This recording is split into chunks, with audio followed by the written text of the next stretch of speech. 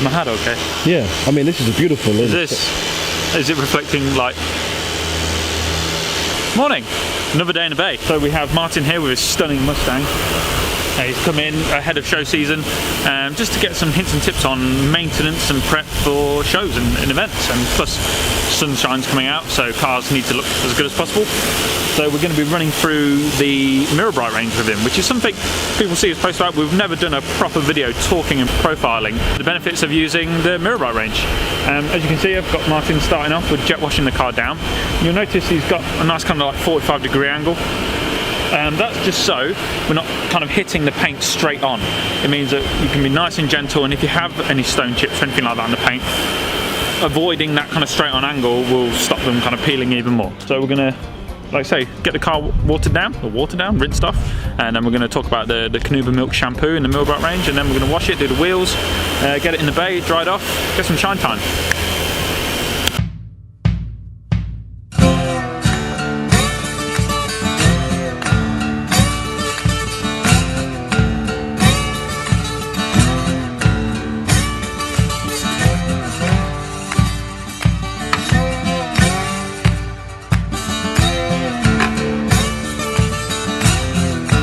My name's Mark Dawson, and this is a 1966 Ford Mustang 4.7 litre, which is a 289 cubic inch, as the Americans like to call it. Took 4.5 years to restore, and an interesting fact, it does 12 to the gallon. Now we've already rinsed the wheel off. Yep. And what we do is just a light spray over the wheel like that. Leave it for a few minutes and then just gently rinse off with a jet wash. If you want, you can go over the tyre as well. Yep. Like I say, your wheels aren't heavily dirty, No. so you're not going to see much of a colour change with the iron fallout. Yep. All it is doing is just gently cleaning whatever kind of road grime or dust that's on there. So is that the goes purple as well, does it, that one? Yes, it does. So once you've done one wheel, leave it to dwell for a minute or so. You can see there's a slight discoloration there. Yes. But nothing too crazy. And with a very gentle setting on hose.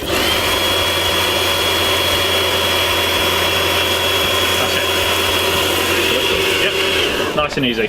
What I like to do is I put in my wash bucket, I'll put warm water, and then in my rinse bucket, for my 2-bucket method, I put cold water. Yeah. Because over time, they're both going to look pretty soapy. But because having the cold water in one, you'll remember which one's your rinse bucket, if that makes sense. So the warm water is always your wash soapy water, and then your cold water is your rinse bucket. So, now the paintwork's rinsed off, we're going to use a lamb's wool. I know you've mentioned you've already got one. Yeah, I've got one of those, yeah. So you know that these are natural materials, super soft. Yeah. We've also got the gauze on the back as well for any kind of tricky areas, but I don't think on your car we're going to be experiencing any of that, which is good. So get the mitt nice and wet, just nice, clean, gentle lines. Like I say, once you've done an area, into your rinse bucket, rub it on the grit guard, and that's just going to encapsulate and trap all the dirt and grime. Really rinse out the mitt so it's nice and clean, then straight back in with the soapy water, and then onto the next section. Like I say, I like to do this after every section of the car. Yep. Like I say, you'll notice that's far colder than nice soapy water. As you can see, over time they'll end up looking the same. Yeah. That's why I always do one hot and one cold. Right, recap. So we rinse the car off. We use the pH Balance Mirror Bright Wheel Cleaner to gently clean the wheels. Then we use the Canuba Milk Mirror Bright shampoo along with our lamb's wool wash mitt for a super smooth, super kind of gentle clean for the paintwork. And now Martin's just giving it a nice rinse off before we use the supreme drying towel, get the water off, and then we'll get it in the bay and do some paint enhancement.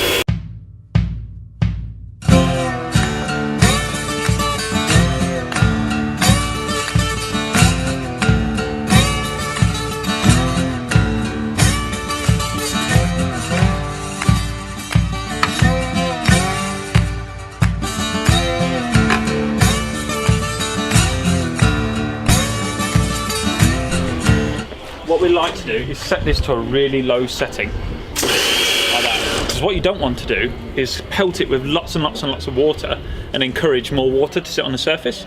So if you lower the pressure of a jet wash or just use an open-ended hose, you'll see it sheets off the car a lot quicker. Just reduces drying time, makes your life easier. As always, Dale, fold the towel once, get 9 towels. So this is our Supreme Fluffy Drying Towel. So this is an advance on our water magnet, which was an advance on chamois.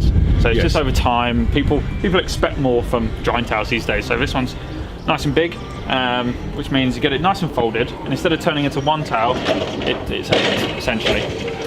What I like to do is, once I've dried an area, I unfold it, which means I've got a fresh drying towel. It's not getting too overloaded with water. Okay. There's a million ways to dry a car with one drying towel. This is just the way I do it.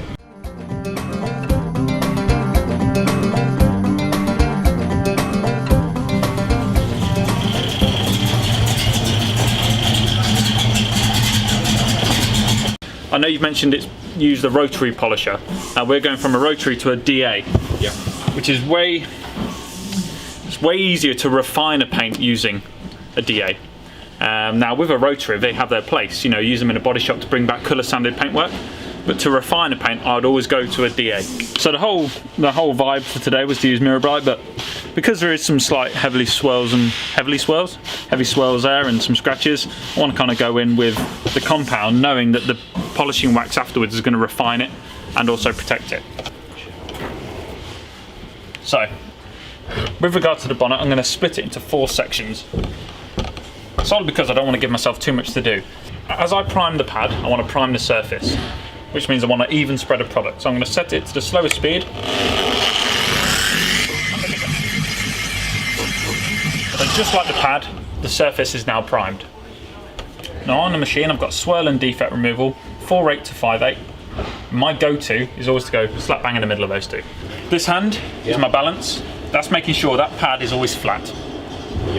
And this hand is my guide moving the machine.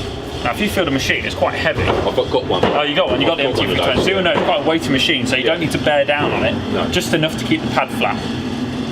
So I'm going to get started. I'm going to move about 1 inch per second.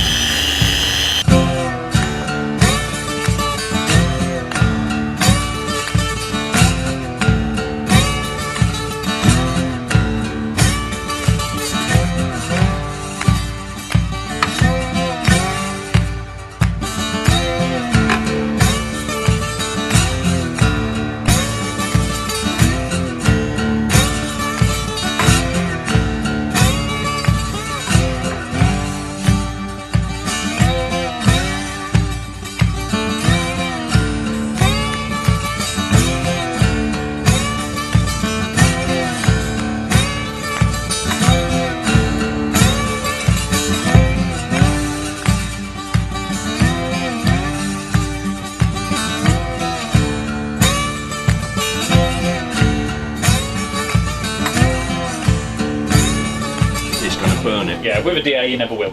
We won't film it that, will we? No, with a DA, like, the most damage you'll ever do with a DA polisher is actually physically dropping it on the paintwork.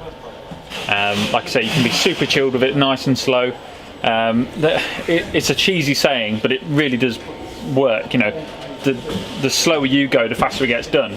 Because if you're working it like that, it's not giving it time to work the surface. And the slower you go, it's just going to work it for you. And then obviously, you know, we've done the bonnet now, what, 10 minutes, if that? We can now move on to doing the nice shiny stuff. We'll get the other lights on, get the less intense ones off because we've done the correction we wanted to do. And then we'll move on to the Mirror Bright Paste Wax.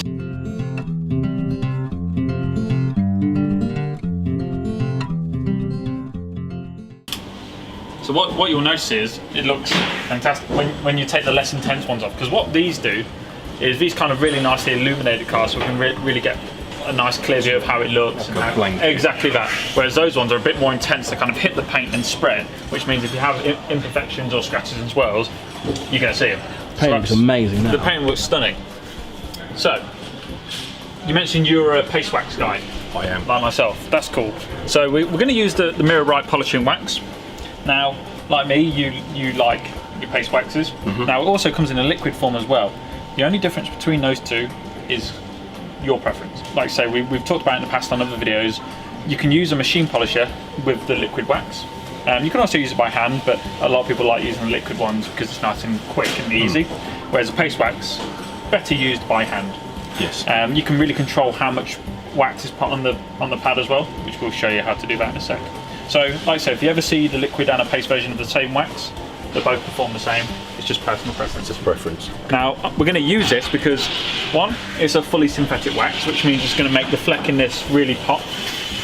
And two, it's got the polishing oils and cleaners in to refine it after using a compound. So you can skip the polishing stage and just go straight in with it. That's why we're going to use it on your colour. It's going to make it look super bright, and also it's going to refine it after compounding. The Ultimate's all out gloss and protection, whereas this one's doing a few different jobs. It's kind of cleaning the surface, removing that haze, enhancing the gloss with the polish, and then protecting with the wax. So that's why it's the polishing. Oh, so it's a little bit more of a 3-in-1. Exactly that. Okay. So, whenever it comes to waxing, less really is more. Yep. So, pinch the top of the pad, place on the wax, turn half a turn. That's fully primed now, and that should do the whole bonnet. Yeah, so you should barely see it on the surface. Get to the bonnet, wipe 3 lines like that. Yep. And then just gently pass over the lines, nice tight circles. And what you're doing, every time you hit a line, it's topping up the pad, make sure everywhere gets an equal share of wax. Okay. Yeah? Right, yeah. So it's just a nice little hint and tip. Like I say, all these things that we're showing you today are just things that I do in the bay. It's not like this is how you should do it. Like if you want to put wax on in straight lines, it's not a problem. I just like doing tight circles. You're a circle guy, yeah. So just gently, you should barely see it on the surface. So if you've ever got to a point where you've had arms like Popeye trying to take a wax off, it's because there's been too much applied. So putting a nice thin layer on allows it to fully cure. And we're just going to do the one pass, that's it. There we go. So it's got a nice even cloud over it. We're going to let that haze. So if you want to take that pad that I've been using, draw your 3 lines on your side, and you only ever top up the wax when you see gaps in it. Don't just think, I'm on a new section, I need more wax. Then do it. Only do it when you need to top it up. And that's the best way of spreading a nice even layer of wax on the car.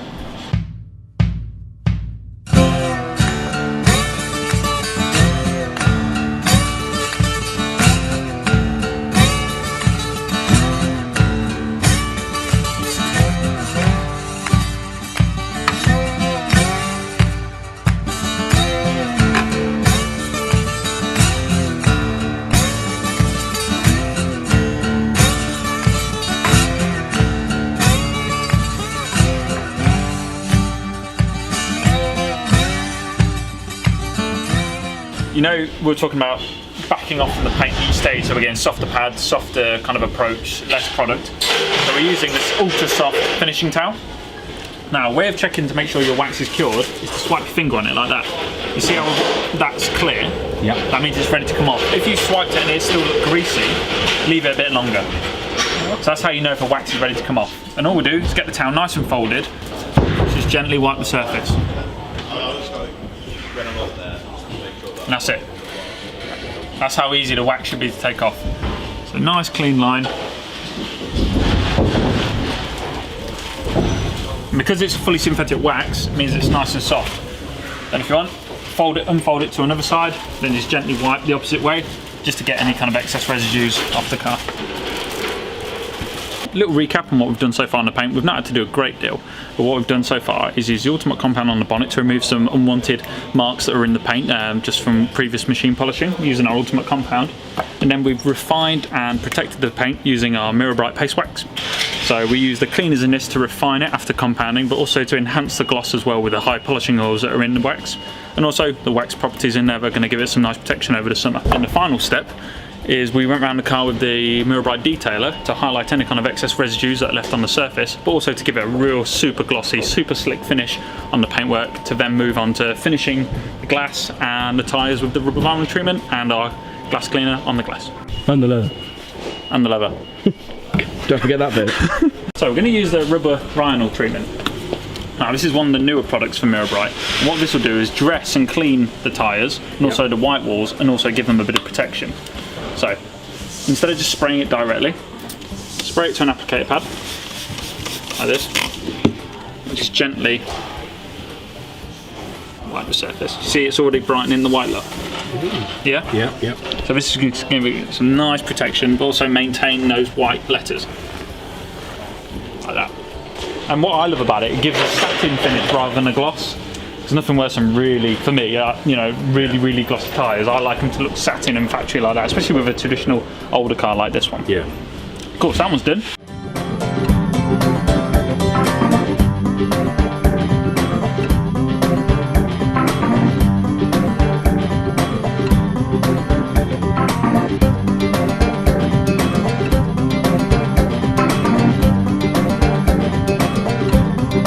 will get a little crazy sometimes. So we're getting to the end of the detail now. So we're going to look at the seats here, and they're in really good condition, but we just want to kind of feed a bit of cleaners into them and some conditioners to give them a nice soft supple finish. So we're going to be using the Mirror Bright Level Ocean. Now this is just going to really gently clean the surface, but also condition the seats as well, so you get a nice soft finish on that. What I like to do is when you get a brand new bottle of this, don't take the whole seal off, just take a little bit off. That way you can easily manage how much product comes out. Yeah, it's just, you know, you don't want to overload it. And then just with a soft foam applicator pad, just work the surface. Nothing too crazy.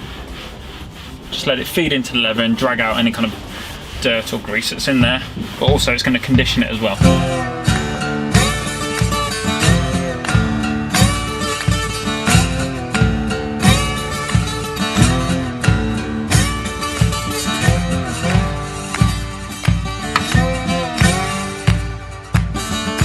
There you have it. So that's a wrap for today's day in the bay. Like I say, it wasn't about using the most overly complicated systems or kind of like overhauling the paint and the wheels or anything like that. It was about using the right products for this car and this owner. So I wanted ease of use and great finishes, so that's why I went for the Mirror Bright. It's super easy, and it's just going to give you a high-end finish on a car that's already in great condition.